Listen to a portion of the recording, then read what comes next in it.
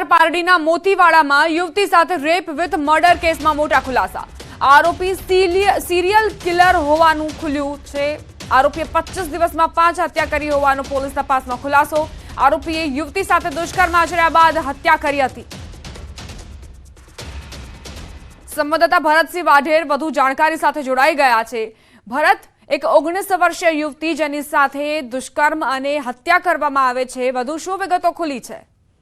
जी बिल्कुल दुप्पा 10 દિવસના સખત મહેનત બાદ વલસાડ જિલ્લા પોલીસને ઐતિહાસિક સફળતા મળી છે। આ કેસના આરોપી એવા મૂળ હરિયાણાના રાહુલ સિંહ નામના આરોપીની ધરપકડ કરી છે। આરોપીની ધરપકડ બાદ કોર્ટમાં રજૂ કરતા કોર્ટે તેને 10 દિવસના પોલીસ રિમાન્ડ પર સોંપ્યો છે। અત્યાર સુધીની તપાસમાં અનેક ચોંકાવનારા ખુલાસા થયા, જે મુજબ વલસાડ પોલીસની તપાસમાં બહાર આવ્યું છે કે છેલ્લા 25 દિવસમાં આરોપી રાહુલ સિંઘે 5 જેટલી હત્યાઓ કરી હતી।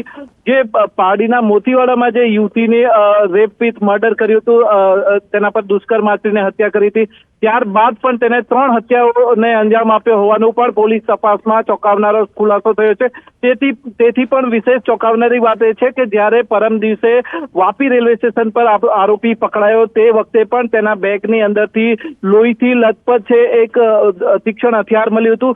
પોલીસ તપાસમાં બહાર આવ્યું છે કે જે ટ્રેનમાં જે સવારી કરી અને વાપી પહોંચ્યો હતો, તે ટ્રેનમાં પણ એક મહિલાનો રેપ વિથ મર્ડર કર્યો હોવાનો પણ ચોંકાવનારો ખુલાસો થયો છે। આમ અત્યાર સુધીની તપાસમાં આરોપીએ છેલ્લા 25 દિવસમાં 5 હત્યાઓ કરી હોવાના ખુલાસો થયો છે। આથી આરોપી સિરિયલ કિલર છે, તેની માનસિકતા પણ ગુનાહિત છે। પોલીસની અત્યાર સુધીની તપાસમાં બહાર આવ્યું કે તે શરૂઆતમાં જ્યારે ગામમાં હતો ત્યાંથી ઘરથી પણ અત્યારે દૂર રહેતો હતો, ઘરના પણ તેને સાથે રહેતા ન હતા અને સાયકલ ચોરીથી તેને શરૂઆત કરીને ત્યારબાદ એક પછી એક અનેક ગુનાઓને અંજામ આપ્યો। અત્યાર સુધી તેના પર રેપ, મર્ડર, અપહરણ, લૂંટ અને હત્યા જેવા 13 થી વધુ ગંભીર ગુનાઓ નોંધાઈ ચૂક્યા છે। જો કે છેલ્લા 25 દિવસમાં જે 5 હત્યાઓ જે થઈ છે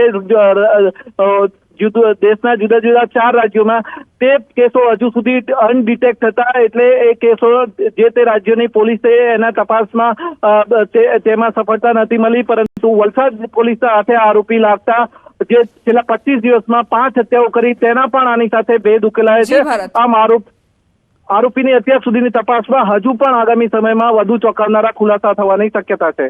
આભાર ભરત, તમામ જાણકારી આપવા માટે।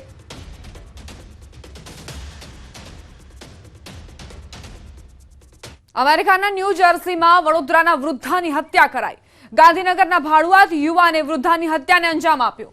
હત્યા બાદ વૃદ્ધાની કાર લઈ આરોપી ફરાર થયો। હત્યા બાદ વૃદ્ધાના એકાઉન્ટમાંથી $4500 ડેબિટ કાર્ડથી ઉપાડી લીધા। ન્યૂ જર્સી પોલીસે હત્યારા આરોપીની ધરપકડ કરી છે।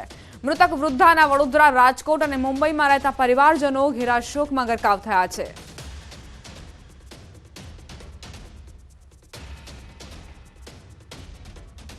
અમદાવાદમાં ખ્યાતિ હોસ્પિટલ કાંડ બાદ એક પછી એક પીડિતો સામે આવી રહ્યા છે અને હોસ્પિટલ પર ચોંકાવનારા આરોપ મૂકી રહ્યા છે। દહેગામના બહિયલ ગામના રહેવાસીઓનો આરોપ છે કે જાન્યુઆરી 2023માં ખ્યાતિ હોસ્પિટલે ગામમાં કેમ્પનું આયોજન કર્યું। ગામના 30 જેટલા લોકોને હોસ્પિટલ લાવીને ઓપરેશન કરવા જણાવ્યું। તેમાં પીડિત જાવેદ બાકરનું કહેવું છે કે તેમના પિતાને પગનો દુખાવો હતો, પરંતુ રિપોર્ટ હૃદયના કર્યા અને એન્જિયોગ્રાફી કરી નાખી। ઓપરેશન બાદ હોસ્પિટલમાં જ તેમના પિતાનું મૃત્યુ થયું। ગામના અન્ય એક પીડિત મહિલાનું કહેવું છે કે તેઓ પોતે પગના દુખાવાની સારવાર કરાવવા માટે ગયા હતા, પરંતુ તેમની એન્જિયોગ્રાફી કરી દેવાઈ અને આયુષ્માન કાર્ડ હેઠળ રૂપિયા મેળવી લેવાયા। હવે હોસ્પિટલના કાંડ બહાર આવ્યા હોવાની જાણ થતા આ પીડિતો પણ ન્યાયની આશા સેવી રહ્યા છે।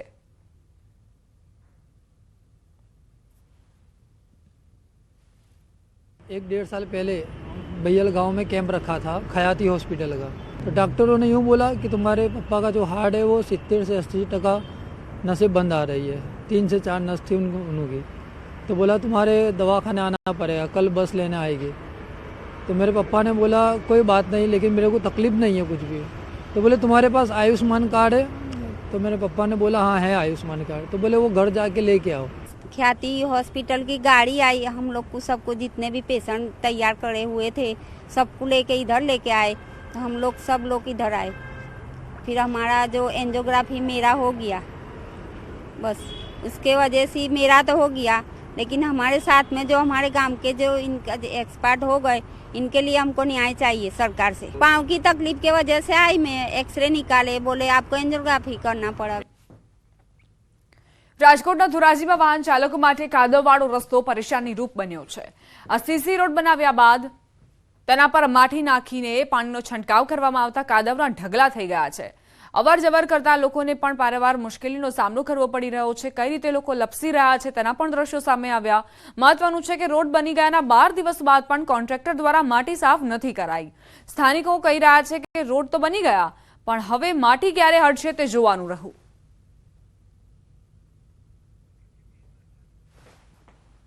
મહેસાણામાં દરગાહમાંથી દાનપેટીની ચોરીની ઘટના બની। મહેસાણાના દેદિયાસણ ગામ વિસ્તારની ઘટના।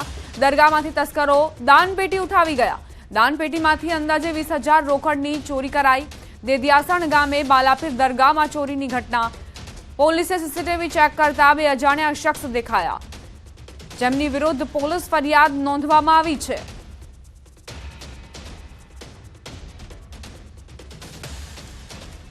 સુરતમાં તસ્કરોના નિશાને હવે મંદિરો। ઓલપાડના કુડસડ ગામે તસ્કરે એક મંદિરને નિશાન બનાવ્યું। સમૂહ વસાહત ખાતે આવેલ શિવ મંદિરને નિશાન બનાવ્યું। મંદિરમાં પ્રવેશી દાનપેટી તોડીને રોકડની ચોરી કરી। ઘટનાના સીસીટીવી ફૂટેજ સામે આવ્યા। 3 મહિના અગાઉ પણ આ જ મંદિરમાં ચોરી થઈ હતી। તસ્કરોના વધી રહેલા તરખાટને લઈને લોકોમાં ભય વ્યાપ્યો છે।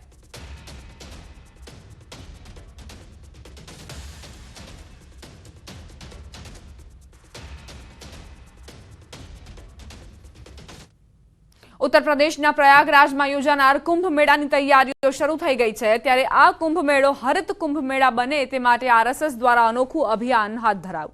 કુંભ મેળામાં આવતા પ્રવાસીઓ ડિસ્પોઝલ વસ્તુઓનો ઉપયોગ ટાળે અને મેળામાં પ્લાસ્ટિક વસ્તુઓના બદલે થાળી અને થેલાનો ઉપયોગ કરી શકે તે માટે એક થેલા એક થાળી નામનું વિશેષ અભિયાન હાથ ધરાયું। આ અભિયાન અંતર્ગત આરએસએસના સદસ્યો દ્વારા શેરીએ શેરીએ ઘરે ઘરે ફરી એક થાળી એક થેલો ઉઘરાવવામાં આવી રહ્યો છે। આ થાળી અને થેલો પ્રયાગરાજ ખાતે મોકલવામાં આવશે।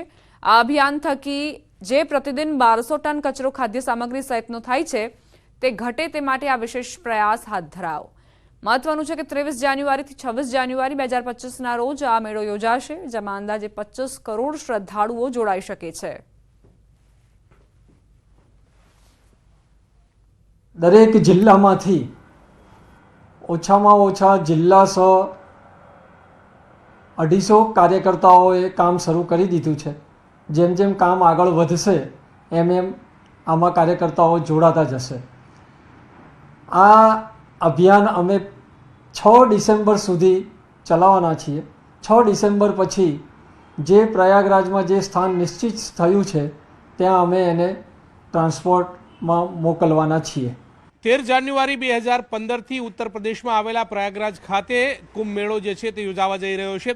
ત્યારે આ કુંભ મેળો જે છે તે હરિત કુંભ મેળો બને તે માટે થઈને એક વિશેષ અભિયાન જે છે તે હાથ ધરવામાં આવ્યું છે અને આ અભિયાન આરએસએસ દ્વારા હાથ ધરવામાં આવ્યું છે। આજથી આ અભિયાનનો પ્રારંભ થઈ ચૂક્યો છે, એટલે કે અભિયાન અંતર્ગત થાળી અને થેલો જે છે તે ઉઘરાવવામાં આવી રહ્યો છે। લોકો શ્રદ્ધાળુઓ જે છે તે આ અભિયાનમાં પણ સહભાગી થઈ રહ્યા છે, એટલે કે નવી થાળી અને થેલી જે છે તે ખરીદી અને એક જગ્યાએ એકત્ર કરવામાં આવી રહી છે। 50,000 જેટલી થાળી અને થેલી ગુજરાતમાંથી પ્રયાગરાજ તરફ જાય તે પ્રકારના આશ્રય સાથે અભિયાન જે છે તે આરંભાયું છે।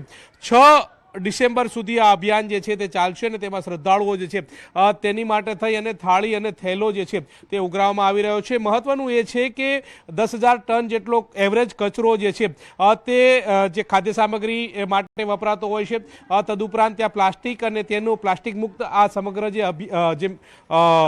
જે કુંભ મેળો જે છે તે રચાય તે માટે થઈને આ વિશેષ અભિયાન જે છે તે હાથ ધરવામાં આવ્યું છે। મહત્વનું સાથે સાથે એ પણ છે કે ગત વર્ષોની અંદર જે મેળો જે છે તે યોજાતો હતો તે અંતર્ગત એવરેજ 10,000 ટન જેટલો કચરો જે છે તે એકત્ર થતો હતો।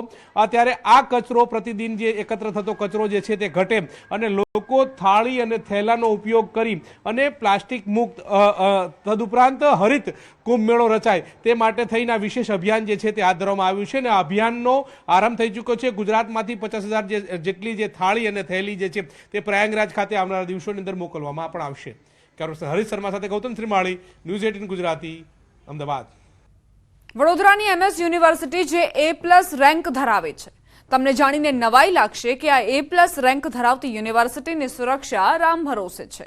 યુનિવર્સિટીમાં 40,000થી વધુ વિદ્યાર્થીઓ અભ્યાસ કરે છે। રોજ હજારોની સંખ્યામાં વિદ્યાર્થી અને વિદ્યાર્થીનીઓ યુનિવર્સિટી કેમ્પસમાં આવતા હોય છે। યુનિવર્સિટી કેમ્પસમાં લાગેલા 250 સીસીટીવી કેમેરામાંથી 200 સીસીટીવી બંધ હાલતમાં છે। માત્ર 50 સીસીટીવી કેમેરા ચાલુ છે, જેને લઈ યુનિવર્સિટીમાં ભણતા વિદ્યાર્થીઓ સત્તાધીશો સામે સવાલ ઉઠાવી રહ્યા છે। નવાઈની વાત એ છે કે યુનિવર્સિટીમાં અવારનવાર બહારથી અસામાજિક તત્વો આવી માથાકૂટ કરતા હોય છે। વિદ્યાર્થીનીઓની છેડતીની પણ અનેકવાર ઘટનાઓ બની, તેમ છતાં યુનિવર્સિટી સત્તાધીશોની ઊંઘ નથી ઉડી રહી। કોઈ અનિચ્છનીય ઘટના બની તો આરોપી સુધી પહોંચવાની મુખ્ય કડી જ બંધ હાલતમાં હશે, ત્યારે અહીં ખરેખર સુરક્ષાના નામે શૂન્ય જોવા મળી રહ્યું છે।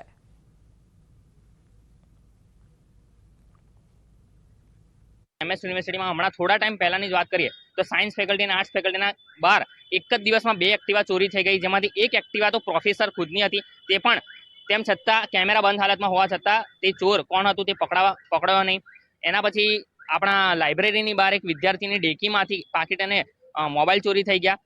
મોબાઈલ અને પાકીટ કોઈ ચોરી કરે છે, પરંતુ કેમેરાની ક્લિયરિટી સારી ન હોવાને કારણે તે પણ ખબર ના પડી કે કોણ ચોરી થઈ ગયું। અને અવારનવાર આપણા MS યુનિવર્સિટીમાં બનાવો બને છે, જેમ કે ચંદનના ઝાડની ચોરી થઈ ગઈ હોય, વિદ્યાર્થીઓની ચાલુ એક્ઝામમાંથી બેગ ચોરી થઈ ગયા હોય કે ફોન ચોરી થઈ ગયા હોય, પરંતુ આજ દિન સુધી કોઈ પણ એવો શખ્સ પકડાયો નહીં, જેના કારણે કેમેરાથી ક્લિયર દેખાઈ શકે અને પકડાઈ શકે। દરેક ફેકલ્ટીમાં હાલમાં સીસીટીવી કેમેરા કાર્યરત છે। આ ઉપરાંત તમે જે વાત કરી કે અમુક કેમેરા ચાલુ હાલતમાં નથી, તો તેના માટે આજથી જ કોમ્પ્યુટર સેન્ટરની જે ટીમ છે તે દરેક ફેકલ્ટીની મુલાકાત રહી છે અને દરેક ડીન અને જે તે વ્યક્તિ સાથે કોર્ડિનેટ કરી અને તમામ સીસીટીવી કેમેરા છે એ કાર્યરત થઈ જાય તેની માટેની પ્રોસેસ ઓલરેડી શરૂ થઈ ચૂકી છે।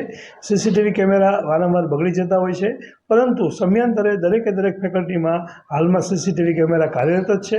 જો તમે વિશ્વવિખ્યાત MS યુનિવર્સિટીના વિદ્યાર્થી છો તો પોતાની ચિંતા પોતે જ કરજો, કારણ કે અહીંના જે સત્તાધીશો છે તમને સુરક્ષા પૂરી પાડવા માટે એટલા સક્ષમ નથી। એનો પુરાવો જે છે આજે અમે તમને બતાવવા જઈ રહ્યા છે। અત્યારે તમે દ્રશ્યો જોઈ રહ્યા છો, આર્ટ્સ ફેકલ્ટીના દ્રશ્યો છે। અને મહત્વની વાત કરીએ તો જ્યારે કોઈ ઘટના કે દુર્ઘટના બનતી હોય ત્યારે જે સીસીટીવી કેમેરા છે તે ખૂબ જ મહત્વની ભૂમિકા ભજવતા હોય છે, પરંતુ આ જે સીસીટીવી કેમેરા છે તે યુનિવર્સિટીના VCની જેમ આંધળા હોય તેમ લાગી રહ્યું છે। ઉલ્લેખનીય બાબત છે કે વિજિલન્સની ટીમ અગાઉ જ્યારે હતી ત્યારે સતત મોનિટરિંગ થતું હતું, વિદ્યાર્થીઓની જે ગતિવિધિ છે તેના પર નજર રાખવામાં આવતી હતી, પરંતુ આ જે VC છે તેમના મનસ્વી વલણના કારણે જે વિજિલન્સની ટીમ છે તેનું વિસર્જન કરવામાં આવ્યું। સિક્યુરિટી ગાર્ડ છે, પરંતુ તેમાં પણ બહુ મોટો અભાવ જે છે તે જોવા મળી રહ્યો છે। પૂરતી સંખ્યામાં સિક્યુરિટી ગાર્ડ નથી, સીસીટીવી કેમેરા છે તો